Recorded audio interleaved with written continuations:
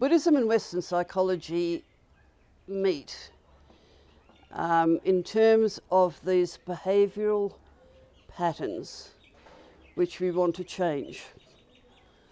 And both of them have methods for dealing with this. But Buddhism goes one step ahead, where Western psychology doesn't follow here. Buddhism says it's not only possible to change these patterns, but it is possible to get rid of them absolutely and entirely.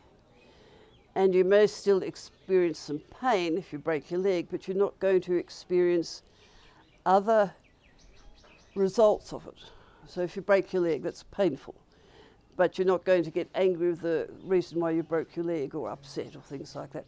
So the mind states that go with pain become eliminated entirely. And because those mind states are eliminated, then we can develop more and more positive qualities. And according to the teachings, we can go all the way and make the mind absolutely clear from any negative qualities. At that point we become a Buddha, which is rather nice to imagine.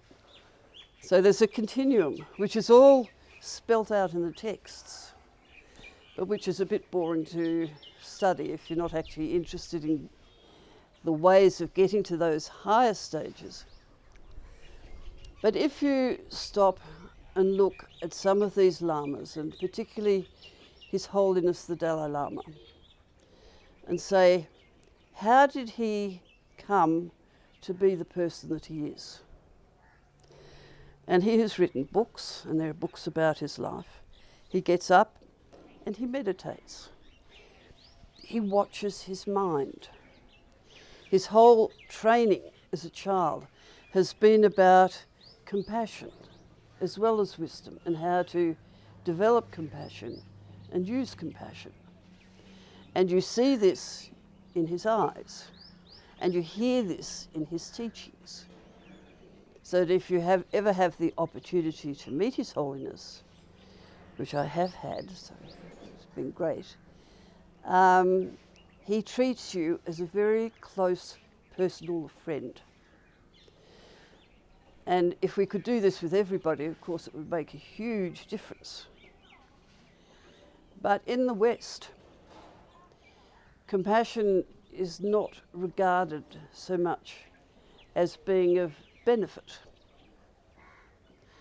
And when we first talked about animals, and Darwin talked about animals, and it was all savage thing, you know, these animals were eating up other animals, and this is how they survived, the survival of the fittest. But what was left out when Darwin wrote this was the kindness of animals. We didn't hear about the mother animal who feeds her babies. And we didn't have the internet where we see these amazing pictures of animals from different species looking after each other. So I have a slide which I use. And on one half of the slide there is a monkey who is rescuing a dog. And the dog is being held by the monkey who's running away from some sort of danger. And on the other side there is a dog who is rescuing a monkey. So the dog's holding the monkey in its jaws and taking it away. Different animals, they're not related photos, but it just illustrates that compassion is part of the natural order just as much as aggression is. And this is only starting to become recognised in Western psychology as well, the need for compassion.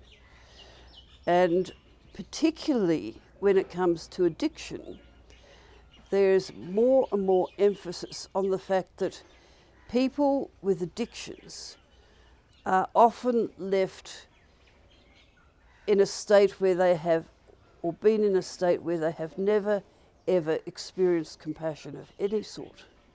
And they want to be reunited with people. They want to rejoin the human race.